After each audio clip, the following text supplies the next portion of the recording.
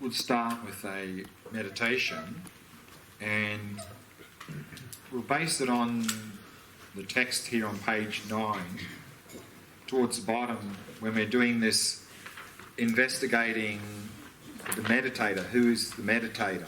Where is the meditator?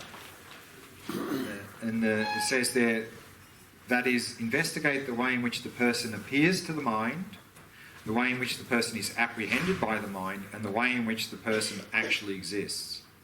When investigated in this way, the way in which things actually exist is that all phenomena, the being, the I, the person, and so forth, are a mere name, merely imputed by conception and merely labelled like snake onto a striped rope or human onto a can or pile of wood. So that's what we're going to do now, is we're going to question these appearances. And we're going to focus on me, the person, and then on the body and the mind. And see, does the me, does the body, does the mind, does it exist in the way it appears or not? So let's do that meditation now, and then we'll continue back in the text.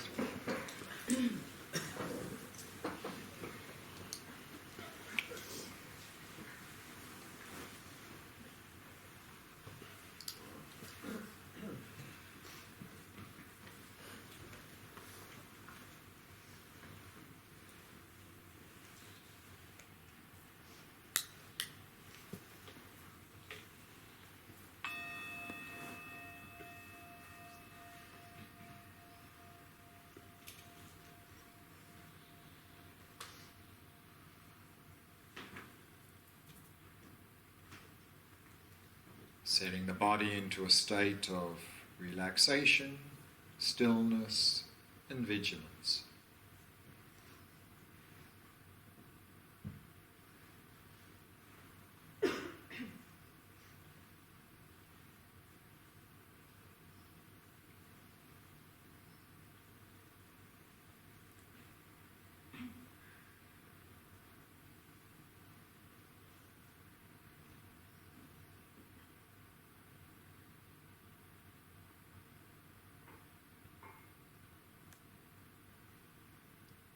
And relaxing more deeply with each out-breath.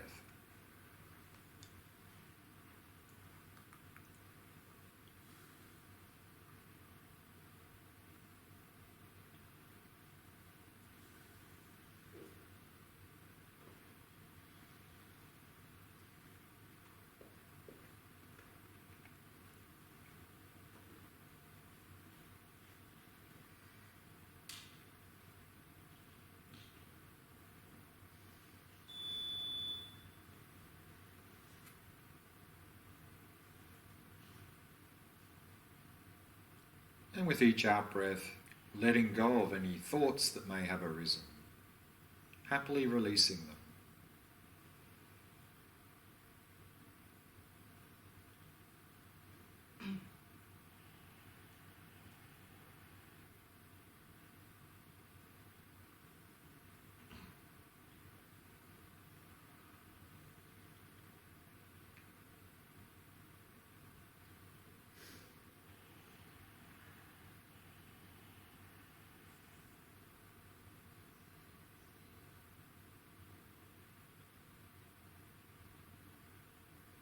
And allowing the mind to come to rest in the present moment.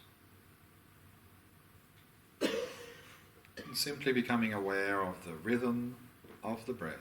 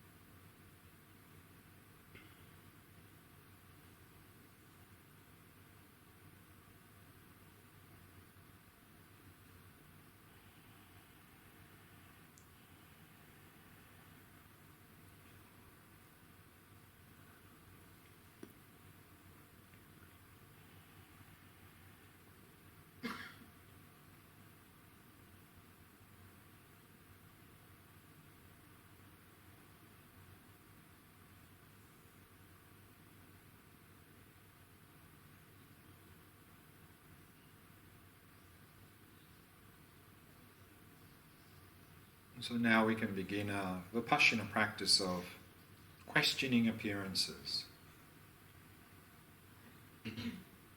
So first, bring your attention to you, the person.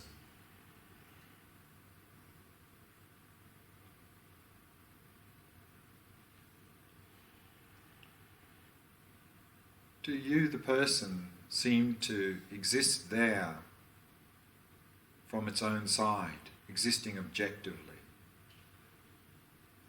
Is that how you seem to exist?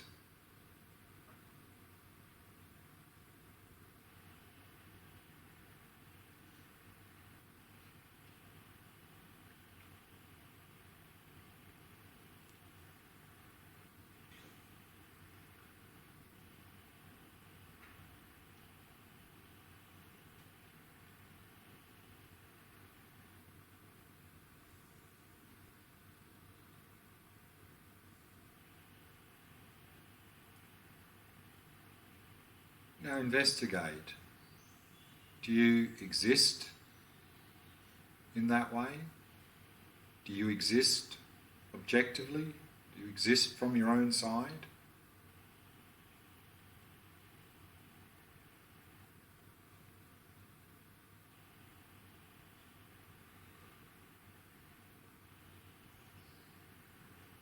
Or is you, the person, simply a label that is applied to the body and the mind?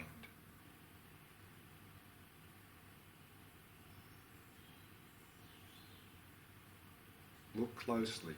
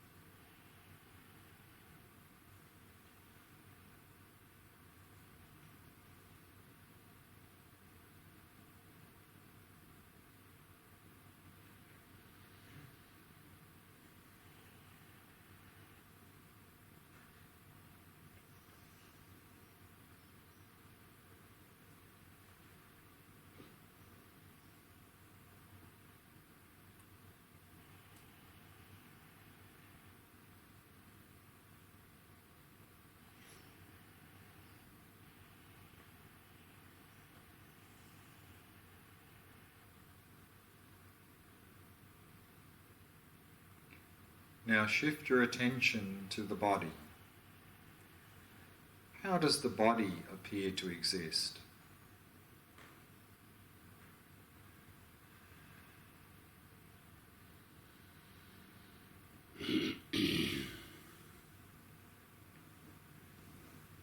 Does it seem to exist from its own side, existing there objectively?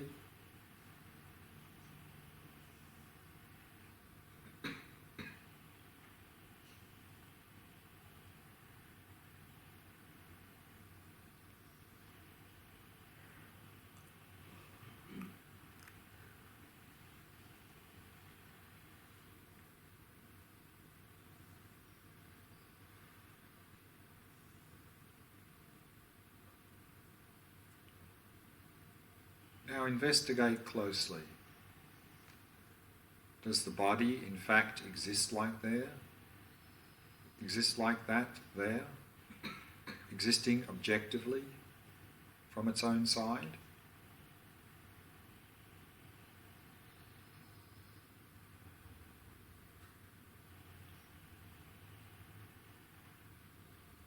Or is body simply a label applied to a collection of many parts?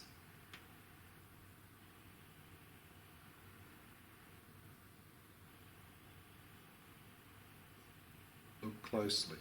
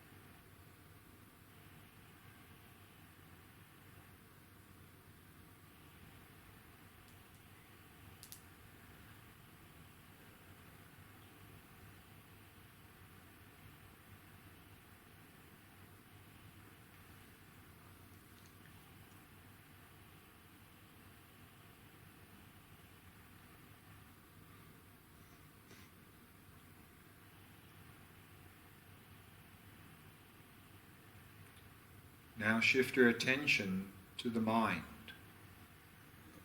How does the mind appear to exist?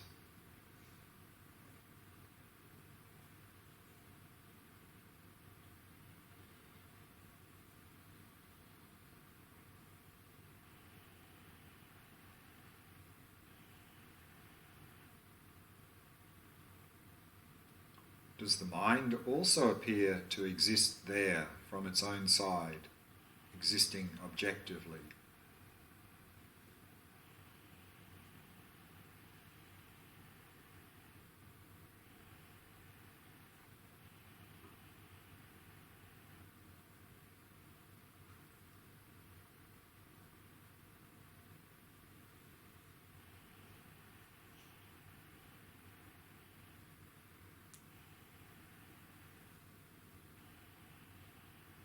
So again, investigate thoroughly. Does the mind actually exist in that way? Existing there from its own side, objectively?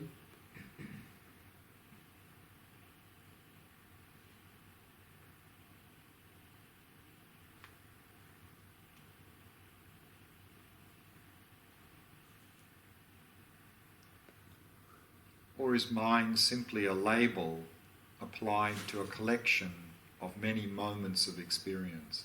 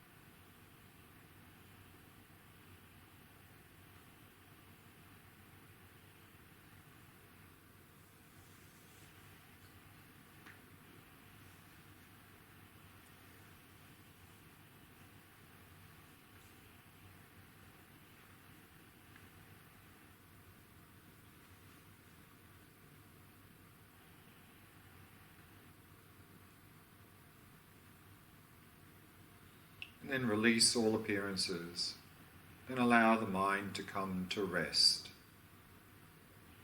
Simply resting in awareness itself.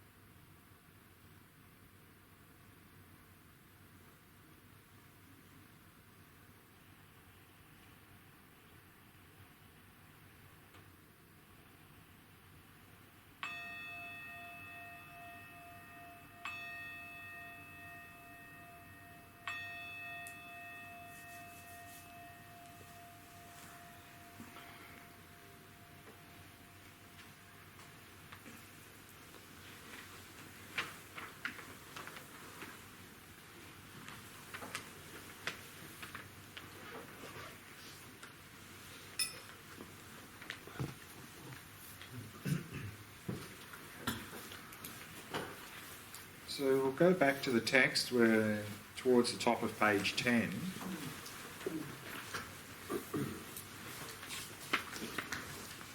And where we left off, the next sentence was now setting out the presentation for post-meditation. So of course every practice has two parts, is meditation and post-meditation.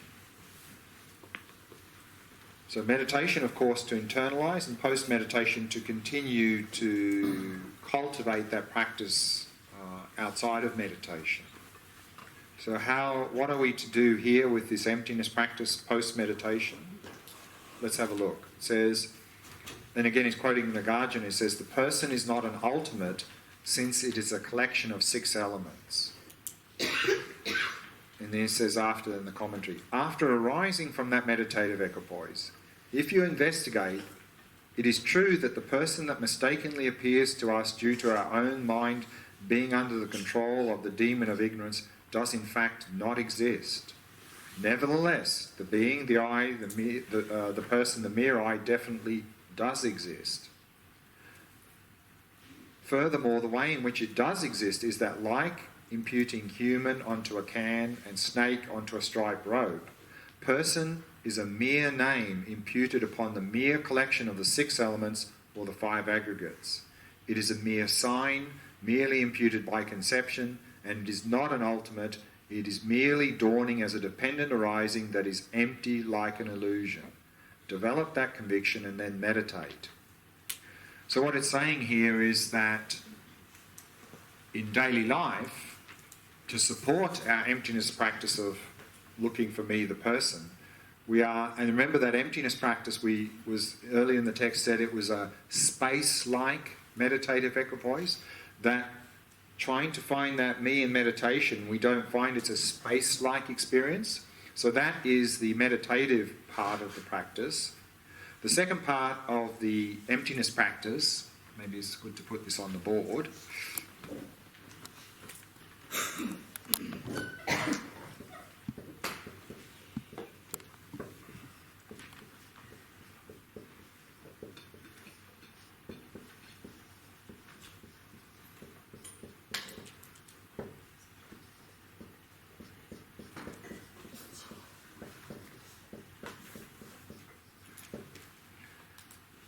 is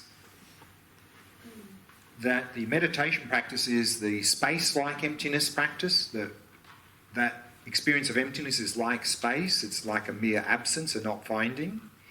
And then in daily life it's called illusory-like emptiness practice, to see things like an illusion. And that's a little bit like what we just did in the meditation, is that in daily life is to really question appearances. That whatever we experience, including of course ourself, our body, mind and other objects, everything seems to exist there from its own side objectively. Is that really how it exists? And to really investigate that. And of course, to really be able to begin to investigate it, we have to have some appreciation of emptiness, and of course if we have some taste of emptiness in meditation, even better. Because otherwise we're never going to question appearances, we're just going to accept things as they are. But on the basis of our understanding and experience of emptiness, we can start to question appearances. And really come to see, as the text says here, that everything is merely labelled. Here talking about the person, merely labelled.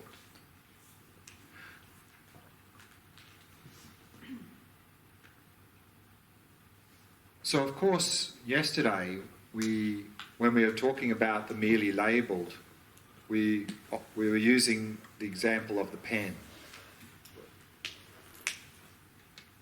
That the pen is not the collection of its parts.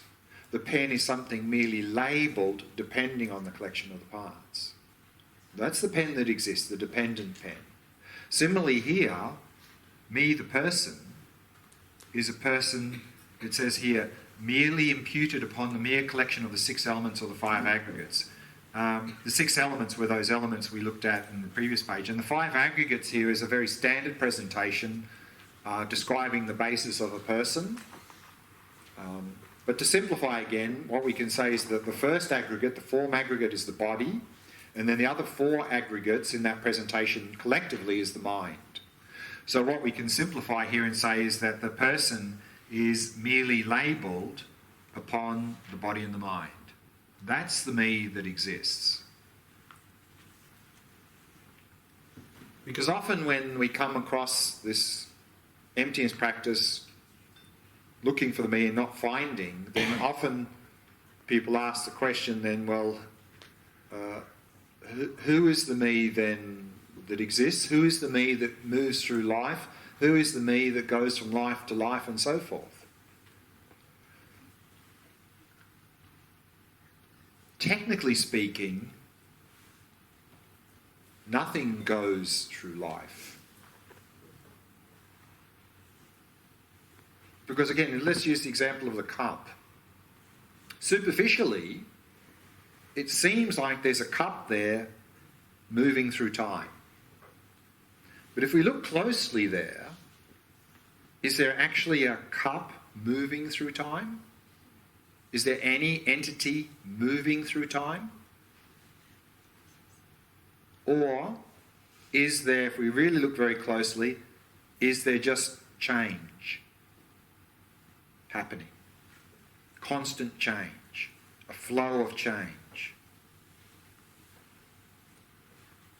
And in that flow of change, aren't we, to make sense of that flow of change, aren't we then constantly creating cup to make sense or meaning out of that flow of change? And we're constantly doing that. I mean, sometimes we create lid and other things, but most often there we would create cup to make sense of that flow. So actually, at the physical world level, there is no static entity that moves through time, because it's just change. I mean, that's conclusively proven in physics, of course. And Buddhism has a similar assertion. If we superficially look at our mind, it seems like there's a mind here moving through time. But if we look closely at the mind, what do we see? Change. There's just constant change experience, flow, a flow of experience. And again, to make sense of that flow, we create mind, a label we apply to that collection of flow of experience. So actually, both at the physical world level and at the mental world level, you won't find any static entity moving through time. It doesn't exist. So therefore, there's no static me, person, moving through time. So when people ask, what goes from life to life? Technically, the answer is nothing. Nothing. Because there's nothing that goes through time, moves through time. But if we understand there's nothing going through time, no static entity, we can talk about the agent, what's moving through time, what's going from life to life, if we get rid of that idea of go. And of course, the answer is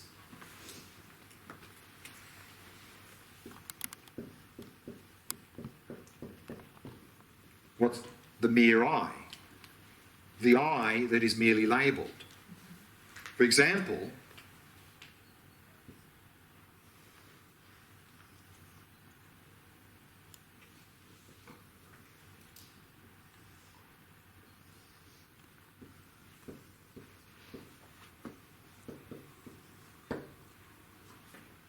this is the beginning, this is the life, beginning and end. Present moment.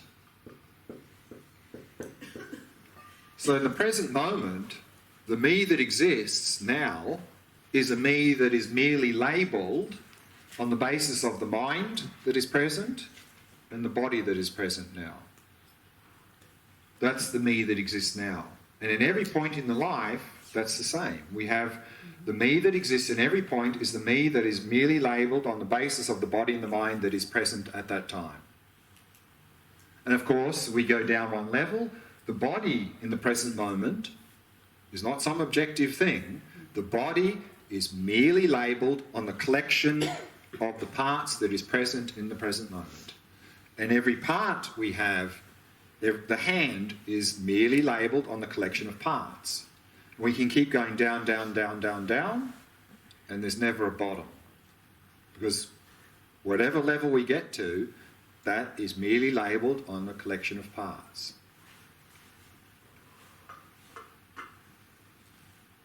And so, similarly, at the end of this life, then we still have mere I. Because when we go through the death process, then this body and mind is shutting down. And while they're still shutting down, the me that's undergoing that is the me, merely labelled on this body that's shutting down, the mind is shutting down. And then the Buddhist assertion, of course, is that at partway through the death process, this body shuts down, and therefore the coarse mind that's supported on this body is shut down, but the process continues, because in the next phase, we have what's called the subtle body, and the subtle mind are shutting down. So at that point, the person who's undergoing that is a person labelled on the basis of the subtle body and subtle mind. And then when that subtle body is shut down, all those subtle energies are withdrawn, then the last step in the death process, we can talk about the very subtle mind and the very subtle energy that is the very subtle body that's the basis.